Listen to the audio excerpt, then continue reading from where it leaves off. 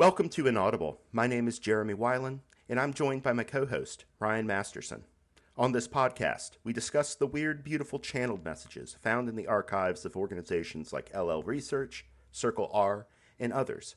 The archives contain transcripts of messages from allegedly discarnate sources who articulate a philosophy of spiritual evolution. If you would like an audio version of the transcripts, please subscribe to Ryan's other podcast, Living Love and Light, available on all platforms. Ryan and I will try to provide analysis and commentary on the philosophy described in these messages, identifying the common themes and grappling with the application of this information to our human lives. Thanks for joining us on this journey. Ryan, my friend, how's it going?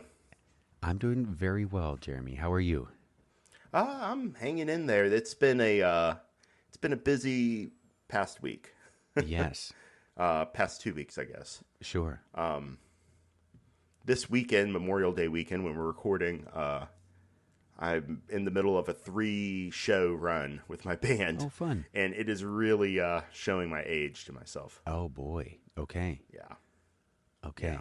Not a spring chicken, or at least not feeling as spry as you once were. It just takes it out of you. It's just a lot of, I don't know, lifting, moving stuff around, and then you got to play. And then you got to do it all over again. And, the playing is also, it takes it out of you. I mean, I've said before that, playing improvisational music is it feels a lot like channeling in a lot of ways. Mm-hmm. And that's the other thing that's been going on is not this past week, but the week before, we had our second intensive with the Other Selves working group, channeling circle. And, yeah, that was also very exhausting. I tested positive for COVID while it was going on, so we had a big disruption. But we were able to deliver 10 sessions that are dropping presently as we work through them. So if you go to HARC, that's HARC as in cat, .otherselvesworking.group, you can see these new transcripts and, let us know what you think of them. We're still kind of digesting and seeing what's up, but there's some really good stuff in there that I'm proud of. Yeah. There's a especially interesting one on the relationship between the introduction of the spirit complex in third density graduation, right? When you go from second density to third density, that is the point where you attain a spirit complex instead of just being a mind-body complex. Mm-hmm. And we wanted to ask Kuo about what the relationship is between the spirit complex and self-consciousness, with self-consciousness being kind of like the thing that third density is known for. Mm-hmm. So a lot of stuff, like we did this really, really, really crazy deep session on the nature of biases themselves, which was probably too abstract. And I remember after that session, we just had to really decompress. Have a drink.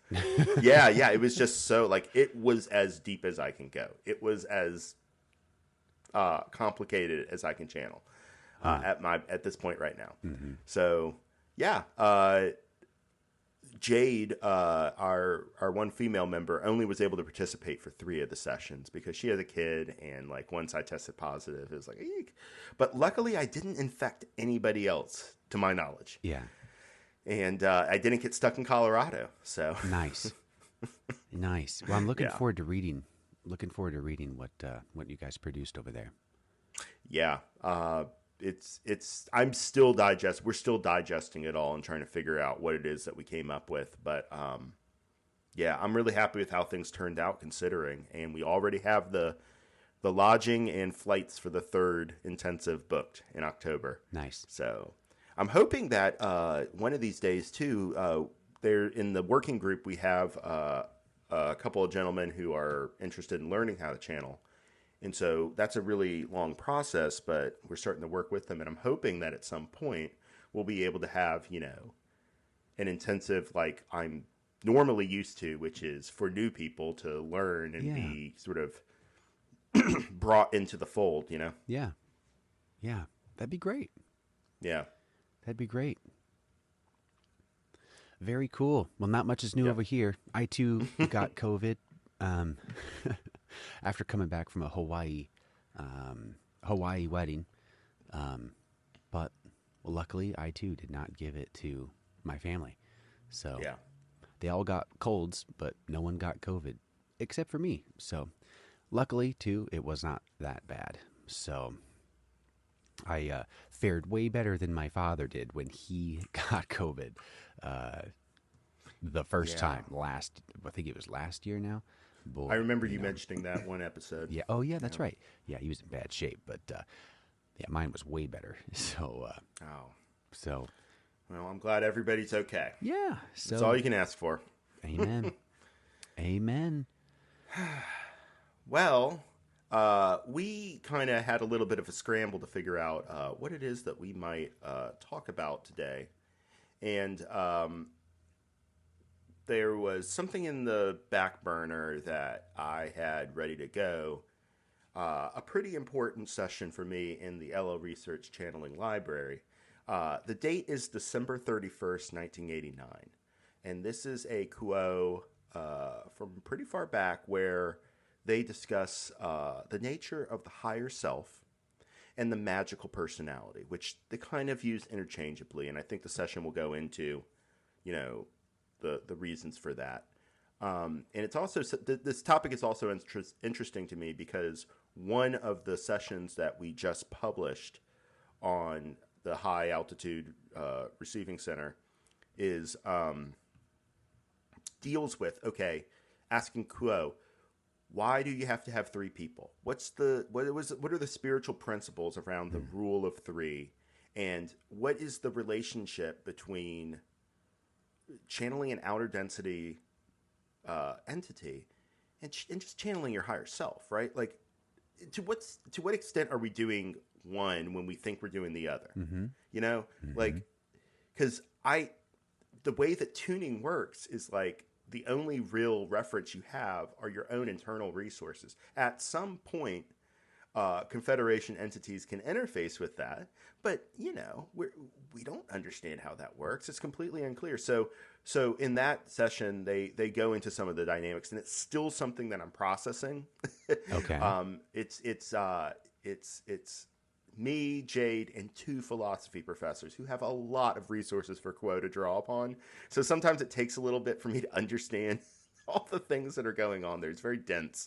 But I think for me, it would be good to start with this 89 session and just get some like basics on these concepts. Okay.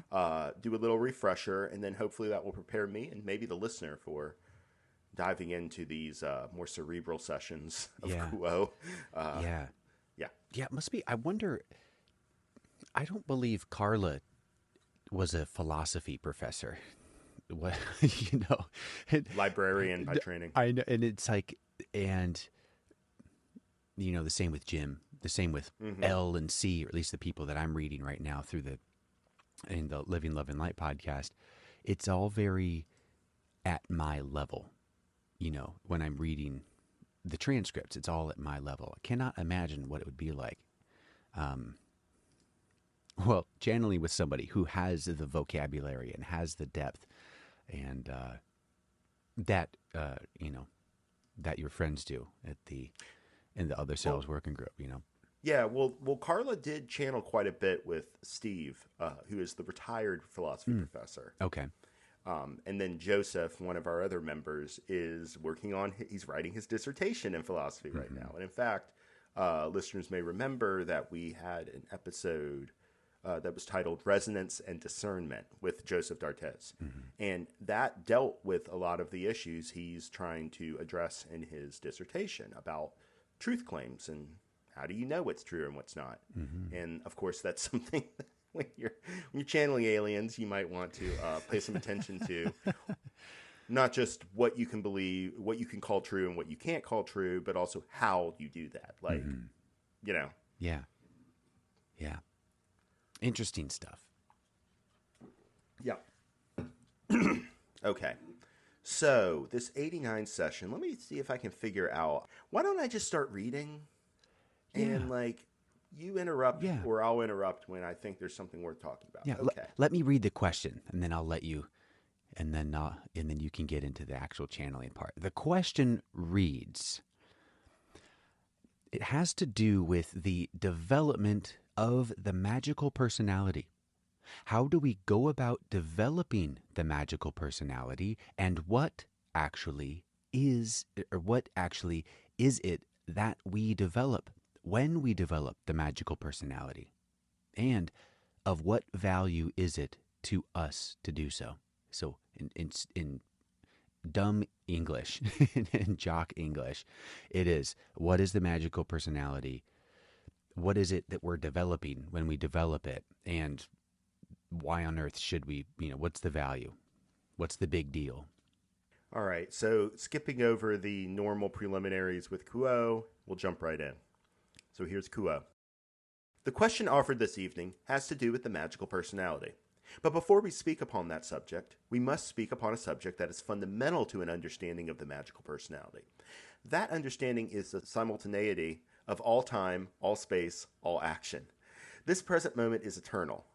The past, the future, the feeling of being in the river of time are part of an illusion which gives you who seek an enormously powerful opportunity, consciously, to accelerate the rate of your spiritual growth. So right there, I just want to stop and say there is this concept in the raw contact of true simultaneity, which is kind of the way that they talk about resolving the free will determinism paradox, right? So do we live in a universe in which our free will determines what happens, right? We can cause changes, and those changes matter. And they matter because we invented them creatively and spontaneously in our head. Or is everything that's going on in our head, everything in the universe, really just a big machine, and it's just dominoes knocking over other dominoes? And so anything we do, even if we feel like we're doing it, we were caused to feel that way that would, make it happen. And everything is kind of preordained. And I think the way that Ra resolves these things is saying, well, the whole problem here is time. The whole problem is your concept of time and how that is creating distance between your exercise of will and the exercise of the creator's will that has kind of, in a way, predetermined everything. That's kind of how I square it. The listener might square it a different way, but like the idea is that, once again, the place where you're standing determines what the phenomenon is. There are other places to stand and get a different vantage point on the phenomenon. Mm-hmm. And that's how I feel about this true simultaneity thing. It's about what your concept of time is in your head determines whether you see your free will as acting upon things and changing them, or whether you see yourself as part of a bigger flow that is manifesting spirit in manifestation. It's interesting to think about the simultaneity of time and just this paradox of cause and effect. Everything is happening now, and then we're in this time-space illusion. It constantly makes me think of that scene in Matrix Reloaded when Neo is talking with the Oracle. And if you're unfamiliar with this scene, Neo figures out that the Oracle's a program. She's not a real person. She's a program. And the Oracle's trying to reveal these revelations to Neo. And Neo tells the Oracle about his bad dreams.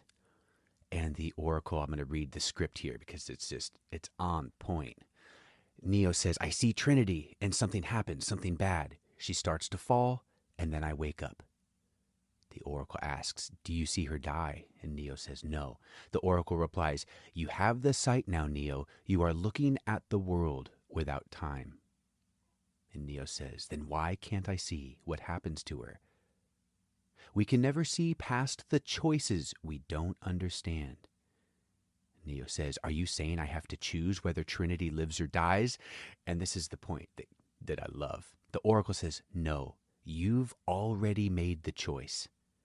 Now you have to understand it. But I love that idea because the whole thing about the Oracle in the Matrix is that she understands human nature. She understands probability.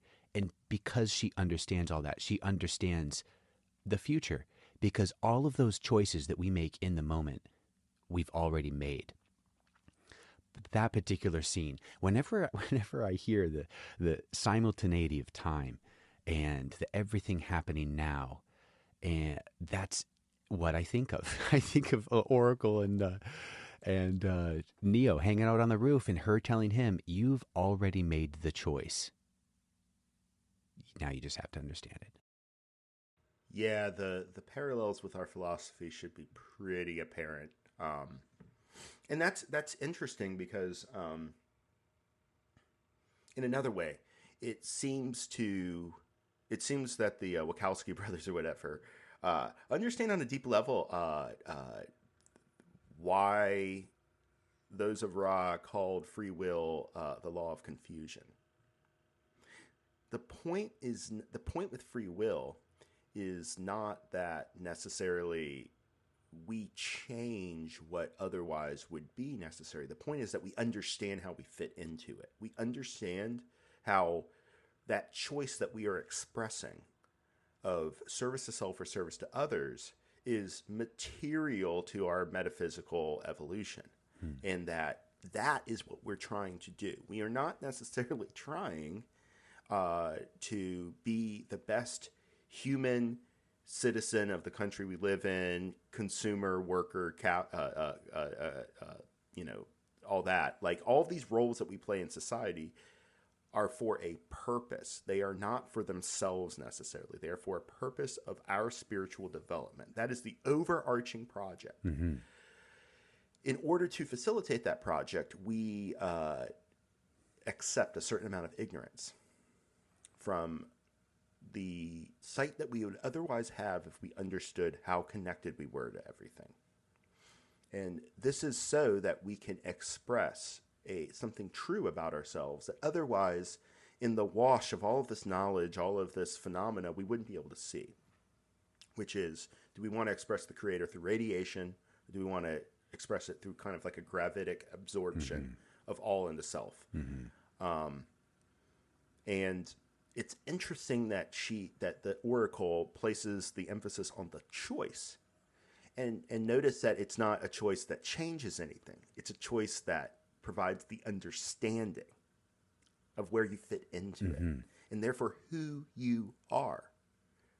This is something that Kuo talked about in one of our sessions this 2 weeks ago, where they talk about how when you start to develop self-consciousness, like it creates a priority of seeking the self, of seeking what it is that has just come into view that was so obscured when you were an animal. It was so obscured when you didn't have to worry about the spirit complex. It's like there's this feedback loop between the mind and the body, and then at some point you get enough experience that you step outside that feedback loop. And then where are you? And that's what we are trying to deal with in third density. What is this third state, the spirit thing that we are dealing with? Like, what is it? Like, we're trying to find it. And the only way we know how to do it is to live it, to manifest it. And that will reflect back to us those things that we need to understand and move forward. That's kind of the process that I see us being in very, very large, like clumsy script. Yes. Clumsy is a good word. Yeah. Clumsy is a good word. It's very clumsy. All right, let's go ahead and jump back in. Yeah. So remember, this is on New Year's Eve. So Kuo continues, it happens to be the last day of an old year and an old decade among your peoples who count by your calendar. Tomorrow it will be next year. Shall it feel like a different time? Shall it seem transformed? For the most part, no, because you are the same. You have always been, you are, and you always will be. The choices that you make in this density are predisposed by the biases and polarities that you have picked up in lifetimes long ago and more recent. When biases of love and peace and gentleness and humbleness of heart become your rest and your confidence, then perhaps you may release time and space, allowing it to be a useful and extremely potent offerer of catalyst to those who wish to learn lessons of love. You see, you are at the beginning of self-consciousness. You have almost finished this year in the school of eternity, this illusory time.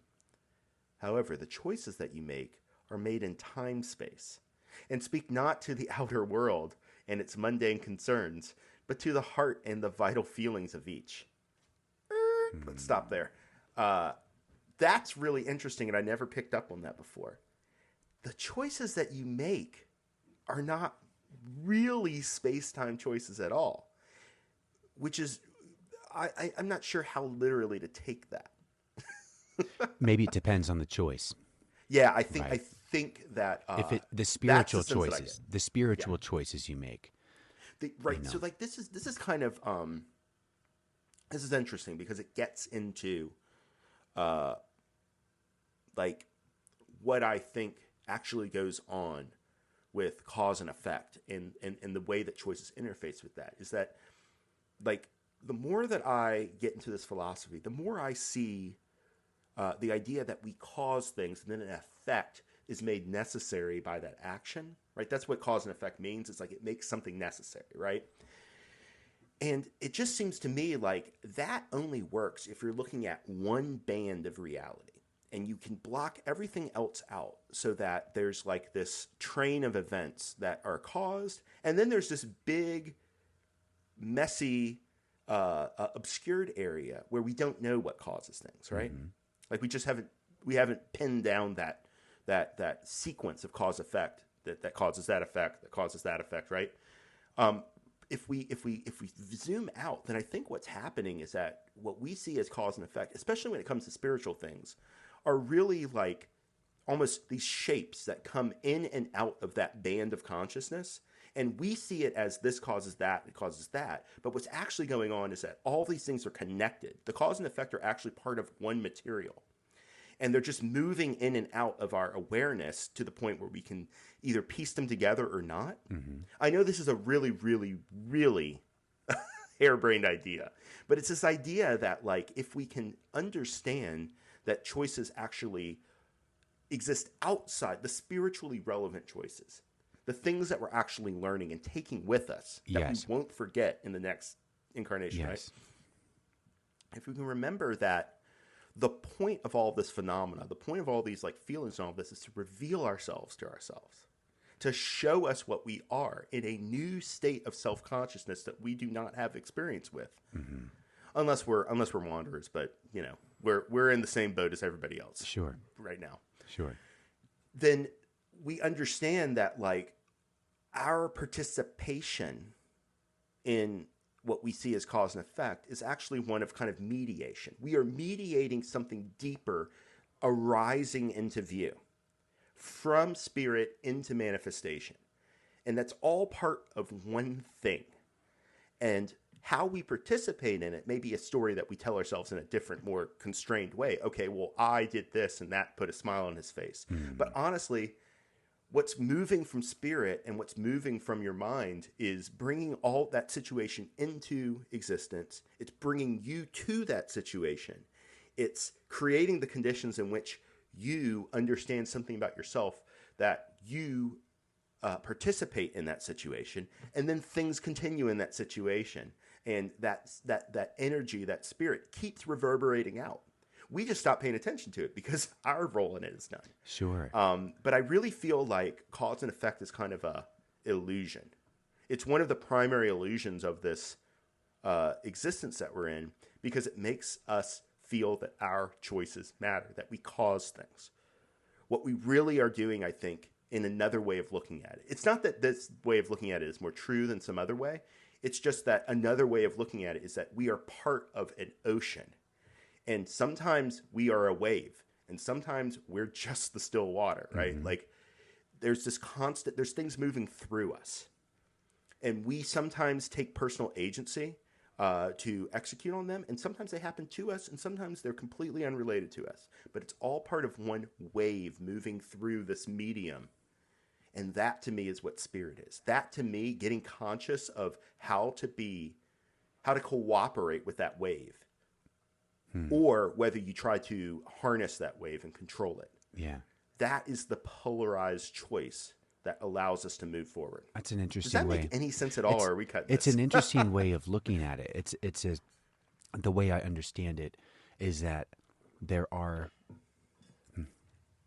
there are I mean, using your wave analogy, it's like there's that energy that is moving through the system, and it Hmm. reflects itself in the rising and dipping of water, through space, through time. Um, and you can choose to roll with it. You can choose to acknowledge it, maybe even enhance it by the actions that you take from that wave coming your way, or you can choose to try to push against that wave, you know. But in any case, it's an expression of who you are at that moment, and perhaps where you're headed, you know. But it's an interesting idea, certainly interesting thing to stew on. And the Confederation often talks about the nature of our consciousness as that of water, because they say water is easily impressed upon, right? It the moon goes to a certain position and the tides change, right? Like that's how our consciousness is that we think that we're in control of the psyche that we manage and use to prosecute our lives. But at the end of the day, we are subject to so many signals coming from the vastness of the universe that we can't even contemplate it. That's why we keep our consciousness, our awareness trained on a narrow band of all of those frequencies that are coming to us. Mm-hmm. And that allows us to create a coherent life that exposes uh, choices, principles, morals, ethics, the kinds of situations that allow us to not deal with survival necessarily, not deal with um, more mundane matters, but instead to start to have this reflective pattern over incarnation after incarnation of, okay, well, who am I? What is this thing that I'm engaged in? Yeah. You're not like Quo says in another session, like you're not given a tutorial when you graduate the third density. You just have to figure it out. Mm-hmm. And all you have to go on are your second density instincts. And you learn over time, like, okay, I have needs that go beyond survival. I have needs that go beyond my food and my being lonely or whatnot. Like I have like spiritual needs, and then you have to fulfill those needs, and you have to work to understand them, and that is third density, I It's think. it's pretty interesting. It reminds me of evolution when Yeah, like biological evolution, when something, it's like there's no plan per se. There's no plan necessarily, but when something clicks in an organism and gives it an advantage, that tends to stick, that tends to proliferate throughout the population, and then over a million years you've got, a whole set of new traits for an organism because they're advantageous. It's interesting to think that there's a spiritual equivalent. And mind you, every time I say the word spiritual, I don't mean like which god you're choosing to worship, right. or what I mean is anything spiritual is any experience or learning or anything that you take with you when this incarnation is done. Yeah, So, but it is interesting that we can start from scratch. We can start from monkeys, just kind of uh, taking on that spirit complex, hmm, and we can figure it out in an evolutionary, using the evolutionary template. It's like, oh, me helping my neighbor do this, that worked out pretty well. Let me do that again. Or, the it's interesting that, oh, maybe the concept is a meme, where it is, if a gene in an organism is advantageous, that gene proliferates. Well, if a meme, you know, the like meme is the Dawkins. same thing. Yeah, if it's advantageous, it proliferates. So it's just interesting that we Have you can read figure this Selfish out. Gene? It's been a very long time. It's probably been Okay, 10 but years. but at the end of that book, Dawkins starts talking about memes. Like that's That really one of the first. that might be And where I got that idea. yeah, yeah, yeah. He talks about ideas having this genetic mutative Mm. quality to Hmm. them, and that this, I think, I mean, I don't really like his personality these days, but like I think his ideas back then were really good because he's talking about basically genes being the real players in life, and that we are just instruments for the genes to propagate themselves. Our behaviors, our biology, our culture even is an adaptation to serve the gene. And so he starts to say, like, what if our culture, our philosophical world, our all of the things that we engage with mentally are a vehicle for memes? Oh, But the memes are the real players, in that our talking and our thinking are just ways of propagating it. interesting. Now, it just goes to show you that it's a very it's always very interesting, as the Confederation says over and over and over again, to take a different view. What if we put the gene in the driver's seat? What if we put the spirit in the driver's seat? What if we put the creator? What if we put, a dog, right? Like, what if we put a human? Like, looking at it from these different perspectives gives you a different appreciation for the dynamics that are going on. But those dynamics are all the same, regardless of where you're looking at it. It's just a matter of whether you're paying attention. Yeah. Yeah.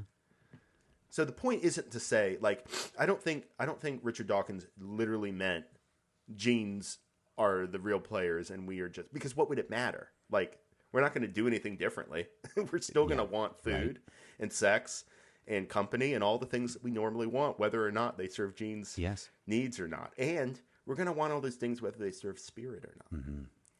But the interesting thing is that both genes and spirit are served by these human lives that we live. Yeah. And that's just an interesting idea. It's an interesting thing to think about, that it's, anytime that you can decenter humans in the universe, I think you get some interesting insights, because we're very self-centered as a species. Yes. Yeah. Yes. This is true. This is true. And just one more thing about choice being in time space. It's interesting that, time space is the area where we start talking about ideas being things, right? Concepts being material in the way that, like, physical objects are material. Yes. In our world, in space time. Yes. And I just want to point out that it's interesting that at the point where you start having abstract thought in the creature that has evolved from second density to third density, that you have this choice that's made in time space starting to come into view. It has to do with the ability to abstract, I think. It has to do with the ability to think about imperishable concepts that don't rely upon my particular life at any given point, or even my survival, but ideas that I would live and die for at the end of the day, when we start getting into ethics, right? We start getting into real philosophy. Yeah. And it seems to me that what third density is about preparing us for a much wider view of experience, a much wider and richer story that we participate in. But first, what we have to do before we can participate in all this metaphysical stuff, we have to know who we are. And so this world is a refinery. Third density is a refinery that helps us get clear on that identity that is core to us, so that we can use that personality that is not core to us to serve that deeper identity, to serve that spirit. And ultimately, that is a decision. I agree with Kuo.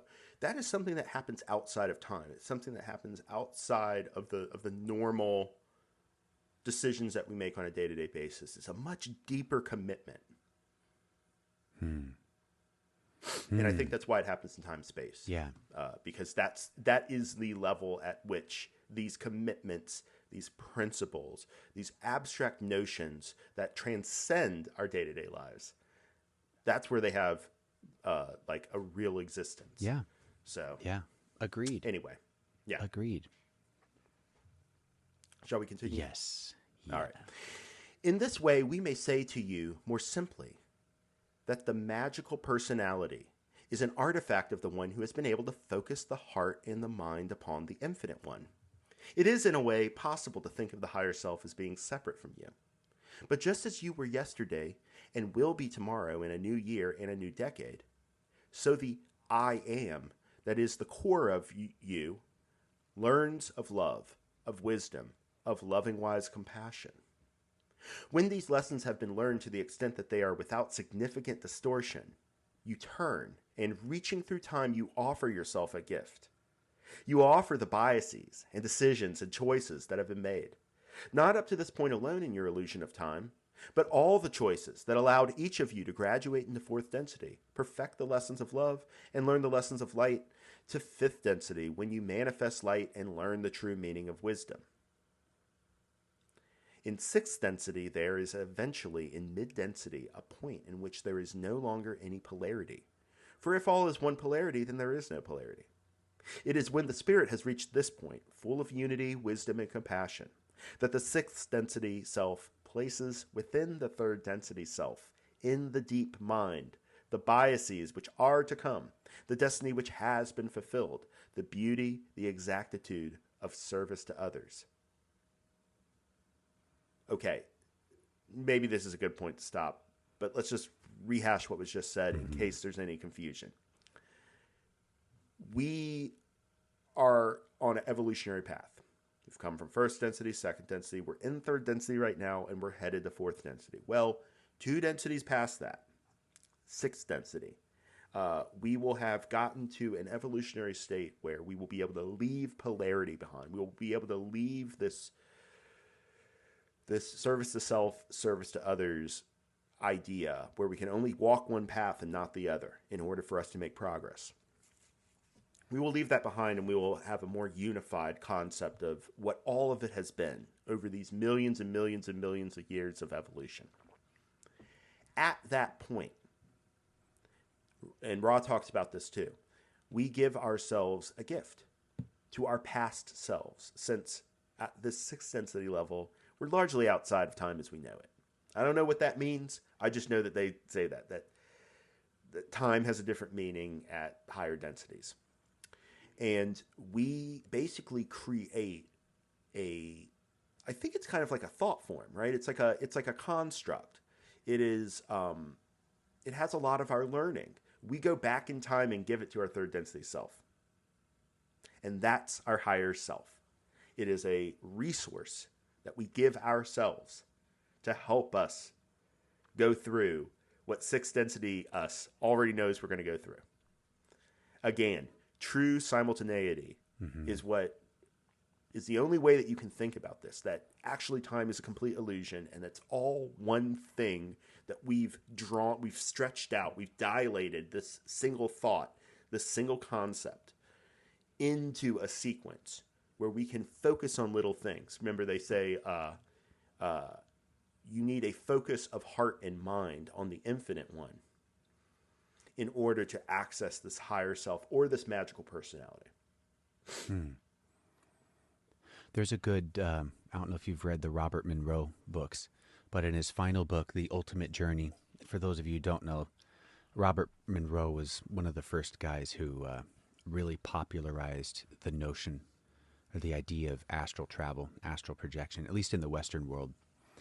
But his last book, The Ultimate Journey, in it he describes this experience where he meets other aspects of himself, other incarnations of himself. And part of his role in this lifetime is to kind of collect all those pieces that are all part of that one amalgam, that one core being of who he is. But I think when I read that story, it made me think of that higher self. And then, like, you've got all these little pieces falling off that go to incarnation. It's all happening now, going back to our, old idea of there being no time, that everything happens now. But it's an interesting story because there is a corollary between this material. There's a corollary to this material. So it was a fun read. I'd recommend it. Yeah, and it actually sounds a lot like the concept of the soul stream that comes up in Kuo quite a bit. It's funny you say that. I do not even know what that is, but that visualization is in my head. The way he describes his experience of meeting the other aspects of himself. Right. The sense is that the you that's in incarnation is only one part of yourself. We already probably believe that, but apparently it's not just that we have, our conscious and subconscious, and then like a higher self, and then Ross says a mind, body, spirit totality that's even above that. Mm-hmm. It's that self that's in incarnation that we think of as this entity is really part of a bigger entity that has other pieces that could have been an incarnation, other pieces, other biases that you're not expressing right now that are still you. What we think of as us in this world is really just one part of us, because there could be other aspects of ourselves in incarnation right now that would manifest a completely different kind of personality, a completely different kind of self. Mm-hmm. In fact, other parts of this soul stream might be in incarnation simultaneous with us right now. That's one thing that was brought up in Ultimate Journeys. He asked if there was another piece of him that was incarnated at the same time on Earth. And they said, yes, there's one. It's a woman. Just in case you didn't work out with your, we had a backup in place, So, yeah. How does he know he's not the backup? Oh, right. Totally. Yeah. Totally. Well, no, and I think you hit that on the head, because there's this idea I might start meshing together material that I've read, but there's this idea that pre-incarnation, you pick the body that you're going to go into, and you pick the kind of personality that body is predisposed to, and look at your neighbor versus you. Our personalities differ, right? Mm-hmm. So it's entirely plausible that who you feel you are in this body is very different than what your reincarnation or your pre-incarnational self, your simultaneous incarnation self feels, elsewhere. Yeah, and I think there's probably a lot of different ways that could happen. Like, we talk about planning the body and the personality and the parents and all that. But, like, to what extent is the personality something that we put in place prior to experiences that we have? And to what extent is that programming I'm going to choose the life that has these effects on me, so that it creates the personality, right? Like, or is it nature or nurture, right? And it's probably both. But if you see outside of time, you can see how all the events of a life build a person, build a personality that then expresses an ineffable part of the self in this particular way. Yeah. Yeah. What makes sense to me is that you pick what you're predisposed to. And that's a part of your life lesson. Like, how do I leverage that to have these experiences? Or how do I come to terms and accept that? Or how do I change? It's all about the experiences you want to have in a specific, in your lifetime. And because Lord knows your personality really affects in ways that you feel like why do I react this way? Like, what is going on? Why does this trigger me so much? Mm-hmm. We are certainly predisposed to certain feelings and actions. And I don't know, part of the journey is trying to better understand. If you can't understand why you feel the way you do, then at minimum, we can try to understand how we can use the way we feel or recognize the way that we feel, yet make decisions for the better, quote unquote. Given our feelings. Yeah, and it just if you're somebody who's a skeptic about reincarnation, like, take it to heart that you probably have a good instinct, because when most people talk about reincarnation, they talk as if the personalities in this life are the thing that's going to come back in another life and that has occurred in a past life. But it's like that Alan Moore interview that I talked about a couple episodes ago, maybe it was a while ago, where he's talking about reincarnation. He's like, look, if I'm born in a different body with different parents in a different culture at a different time with a different skin color, right, with like different experiences, that's not me. That's somebody else. Correct. And it's absolutely true. The question is what is it about you that's common in those two incarnations? That's you. Yes. This person, Jeremy, who has, some harebrained ideas and has accumulated some friends, it's just it's a drop in the bucket compared to the true me. And your personality, listener, is a drop in the bucket compared to who you really are. And the purpose of this narrow personality from the point of view of the Confederation, take it or leave it, is that's trying to bring out that deeper part of yourself. Not You can see it clearly when you're in time space and when you're not in incarnation. The point in incarnation is to see it clearly and have it manifest into something that has stakes, something that has, like it can only happen in a single moment and then it's gone, right? That's how our lives work. And if we can manifest spirit in that, we have grounded the creator in his creation, in their creation. We have grounded it. And now we have, in a way, in a very small way, reunited the creator with what it created by manifesting spirit into that. And so our lives are not about getting to this point where we do that. It's demonstrating it over and over and over and over again. We get countless opportunities to manifest spirit, to surrender to spirit and let spirit run our lives and show us who we really are. And it's a big project, and it takes a lot of discipline. And we have resources, as this Quo session is showing us. Yeah, I was nodding my head the entire time you were talking. Yeah. I was distracted by all the keyboards in your background again. One day we got to do a video sometime. I know, I and was just show you gonna guys say what that. I'm looking at, because I'm just salivating here. It's a little gratuitous, but it is, and it's beautiful. Anyway, should we continue? Yeah. All right. So we're just talking about, hey, look, the magical personality is this focus of heart and mind upon the infinite one. You're part of this stream. You're you yesterday, you're you tomorrow, and you are on this evolutionary path through fourth density, through fifth density, learning the meaning of light and wisdom. And then Kuo says, in sixth density, there is eventually, in mid-density, a point in which there is no longer any polarity. For if all is one polarity, then there is no polarity.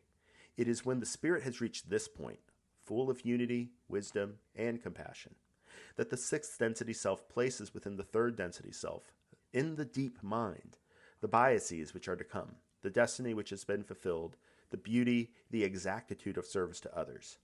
Therefore, the magical personality, or the higher self, is the last vestige of the self which contains polarity. And as you deal in a world illusion grounded in polarity, this gift can be extremely helpful. Many, many times one is faced with dilemmas and enigmas that cannot be rationally discerned. There is no logical answer. There is only the wisdom of the heart and the compassion of the mind. For this is what the sixth density of unity provides, the realization that compassion is not only of the heart, but of the mind, that wisdom is not only of the mind, but of the heart. I like that first sentence in that paragraph. The magical personality, or the higher self, is the last vestige of the self which contains polarity. Yeah, I noticed that too. And it's like that. I'm not sure I appreciated that before. And this is the fun. And how can you help yourself that is, as Quo states, grounded in polarity? You deal in a world illusion grounded in polarity. Then a gift by that last vestige of yourself that does contain polarity, that's going to be very helpful. It's a very cool idea. It's all of those dilemmas of our lives reconciled at once and given to us as a resource. Especially this idea that what it means to manifest this creator, this compassion, this love, this wisdom, is something that draws upon all of our parts. It isn't just developing heart. It isn't just developing mind.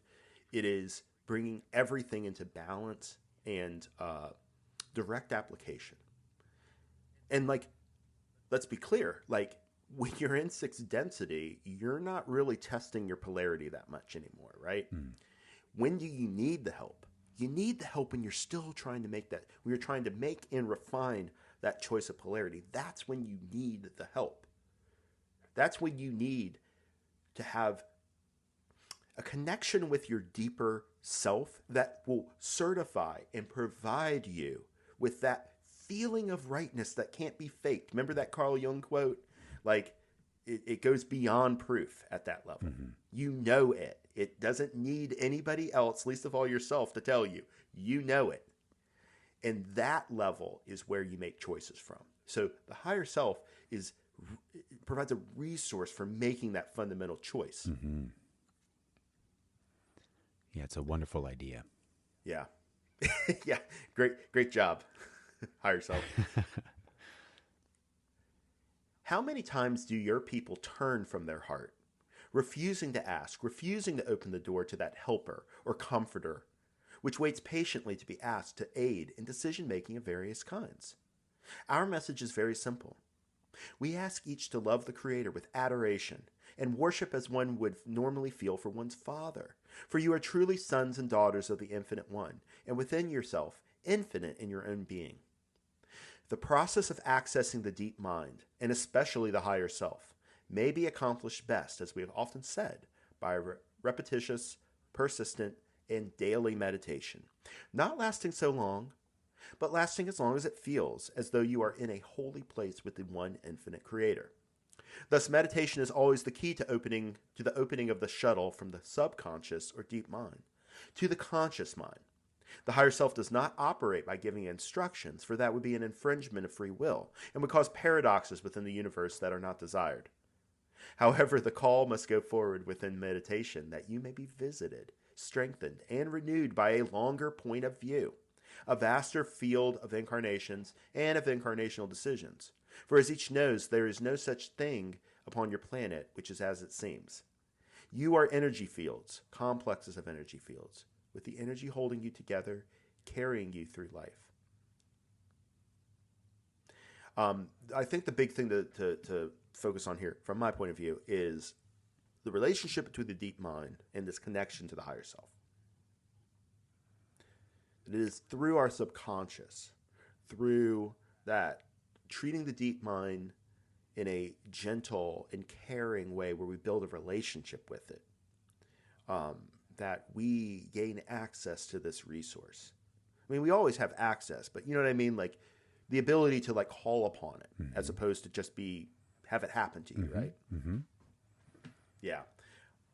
And once again, I can't stress this enough. In every single Confederation piece of material, it's always about the point of view, the vantage point, what we are seeing, and recognizing that there's more than what we're seeing. Yes. If we recognize that there's more than what we're seeing, then we have the opportunity to use our imagination, to use our compassion in ways that go outside the material situation we're in and see around the corners and feel into it. Mm-hmm.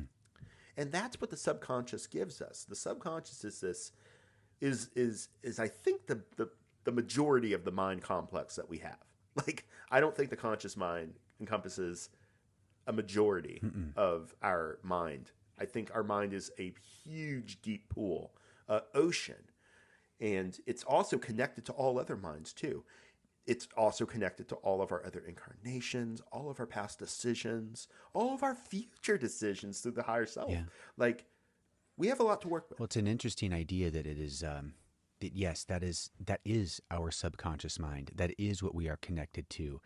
And it is the function of the brain to filter that down into some kind of usable experience, because we're not supposed to have access to all of that all the time in this incarnation. Therefore, meditation. Therefore, yes. The training of our conscious mind to more and more yield and trust this deeper self, so that we can bring it into manifestation, not on terms that necessarily make sense to us all the time, but on terms that we feel.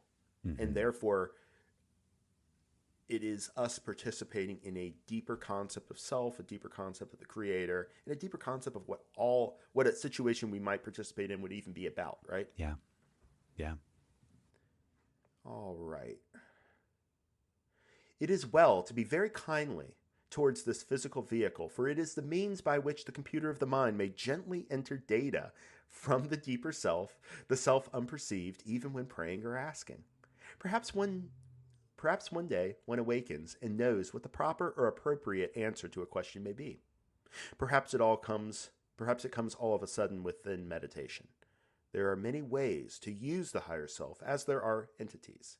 There are as many ways to use the higher self as there are entities. Now, how does one make use of the higher self, this sixth density portion of you? The first thing that you must do is give up your physical reality. You are an illusion within an illusion. Mystery surrounds you. Consequently, as one asks for guidance from a deeper self, the higher self within, one opens a door that can only be opened by the seeker, since the higher self is a far more clear, lucid, and defined product of your thinking. Yet still you will find it most helpful to blend the conscious and rational mind with the deep mind. For they give you feelings and biases that are far more a part of whom, we correct this instrument, that are far more a part of who you are, what your essence is, than you may have by any amount of consideration of these matters within this illusion. Well said. I think it's just what we've been saying, honestly. Yeah, what just struck me is the appropriateness of this message for seekers, but not for everyone else. Because not everyone is here to experience serving others, being a channel for the love and light of. What I mean is, some people. You got anybody in mind? Well, I recently watched. Well, when you start reading near-death experiences, so many of the common theme there is that if you ask them, what is the purpose of life? A lot of people will say, who've had NDEs, it is to experience. That is it. It is to experience. And some people may be here to experience what it's like to be rich. Some people may be here to experience what it's like to have power. Like that pre-incarnational whatever that they set up is to have certain experiences. What I am getting from this message, the line, the first thing that you must do is give up your physical reality. You are an illusion within an illusion. Mystery surrounds you. Okay, that's a very spiritual and cognitive idea, and that you have to say, oh, you know what? Maybe how do I say this? I'm trying to formulate this in my head, but it's like if you are a seeker and you're looking for spiritual development, a lot of the message I continue to come back to is that you don't do a whole lot. It is by your being. It is by you just being an open channel for the love of the Creator is how you serve. And when you focus on being an open channel for the love of the Creator, when you focus on meditation and stilling your mind, you're not focusing on earning more money for the sake of earning more money because you want to go to Fashion Week in Paris and buy all the clothes. There's just, in my mind, there's this separation between the spiritual seeking and the messages that we're reading versus where a lot of other people, where many people are at in their lives, perhaps because that's what they want to experience. It's just simply that is what they want to experience. And trying to share this message with people that are on that track, it's like talking to a wall. No judgment there, not for better or worse. It's just that's where they're at on their journey. And if you're attracted to these kinds of messages, you're just on a different path. You're on a different journey. That just popped into my head of just the appropriateness of the message and what do you do with this? Like, how do you communicate this? Do you communicate it? Or do you just use the tools that you were being given to simply be whatever it is that, you're trying to be? Okay, so the reason why I kind of push back a little bit on you is because I have, in my path, on my walk through this incarnation, I have lost a lot of confidence that I can look at another person's life and tell them that it's not spiritual. Because I truly have come to the conclusion that it all serves this evolution towards polarity, towards the polarization, towards service to self or service to others, even if it's your destiny to be a rich guy, even if it is your destiny to be, a power cabal guy, in politics. Those are teaching everybody, whether they're aware of it or not.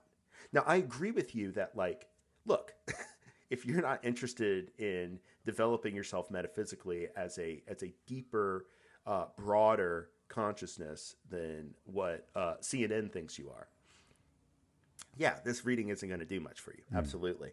But I would say that the principles that are going on here go on in everybody's lives. Everybody, I think, at some point has an experience of their higher self. I mean, I think they often experience it as kind of like, that moral, ethical voice within themselves. It can be experienced in a lot of different ways. And it all takes the circumstances of a individual life and shows it to a person, their own life, and says, what of this do you recognize yourself in? And what if this is alien?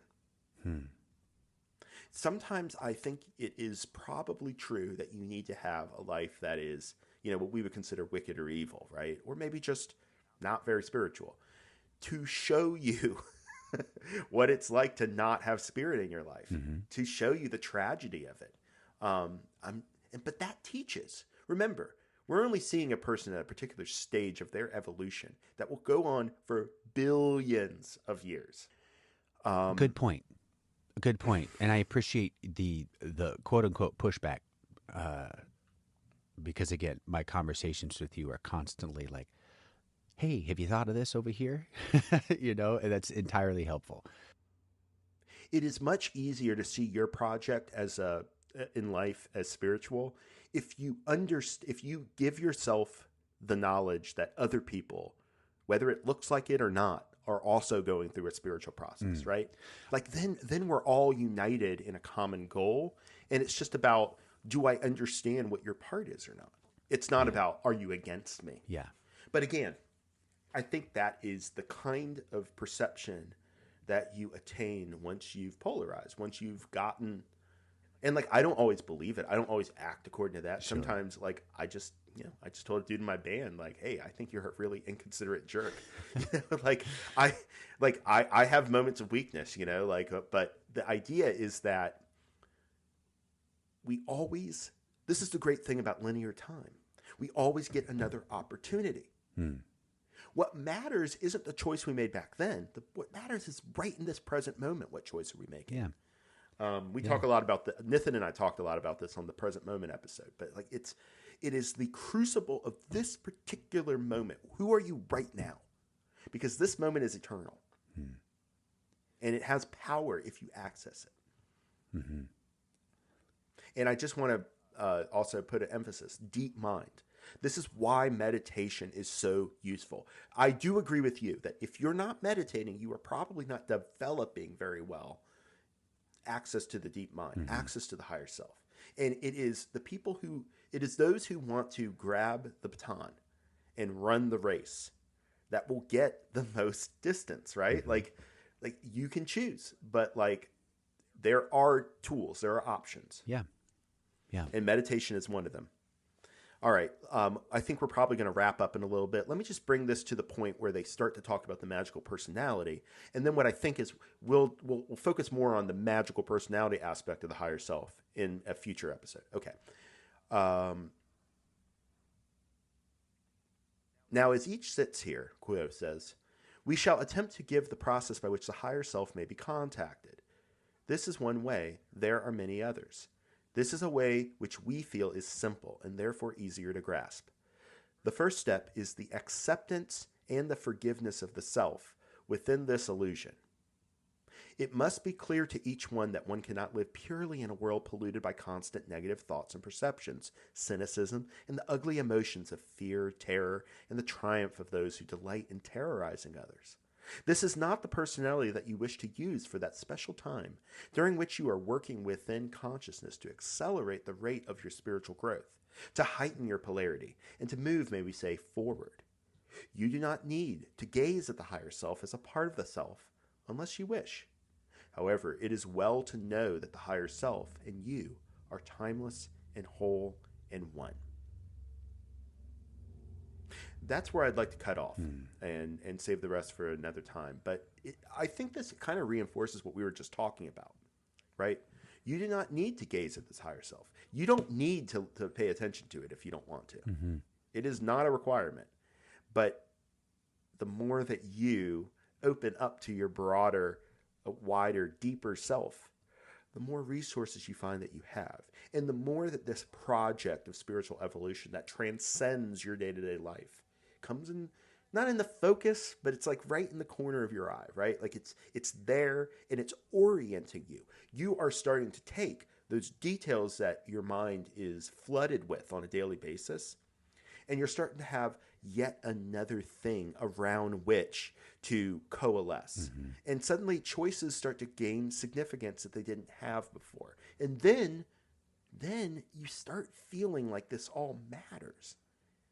I can't tell you how much of my life I lived just thinking none of it mattered, you know? Yeah. Like it just didn't matter. Yeah. Yeah. I went through a short phase of that as well. Yeah. Just a little nihilism. Even when I believed in like metaphysics and spirituality, and I believed in like, I thought meditation was a good thing. Even when I like followed the law of one, there are even still times where I act, I think as if it didn't matter. Mm-hmm. And like, there is a certain extent to which all these like mundane details don't matter. Like, whether I get, a new MacBook or whether I, invited somebody out to dinner or something like that. Yeah. Mm-hmm. That stuff doesn't matter. But if it's all in service of a deeper, more transcendent project, then it's just a little brick in a wall that you're building. Mm-hmm. It's a good way of putting it. And you can visualize that bigger wall. You can't see how big it is. You can't see how thick it is necessarily. But you can imagine the concept. And I think that's what the spirit complex is about. The spirit complex gives the mind the ability somehow to abstract and to think in more broadly and creatively than what the experience is giving feedback for right now. Mm-hmm. And that's the first step towards opening to our creator selves. Mm-hmm. Amen.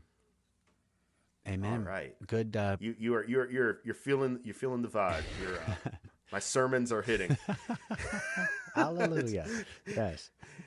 Yeah. All right. Well, I think we're going to cut it off here, but we will come back on a future episode to finish up this session. It doesn't go on that much longer. And maybe bring in, it looks like there's also some talk about the archangels that get evoked in ritual. And that will be interesting to talk about when we talk about the magical personality and the way that we can directly invoke the higher self, directly invoke it in our lives. So it's not just about opening to this wider self. It's about actually trying to embody that self. And so that's a little bit of a teaser. Wonderful. All right. Cool. Well, thank you for the conversation, Jeremy. Always.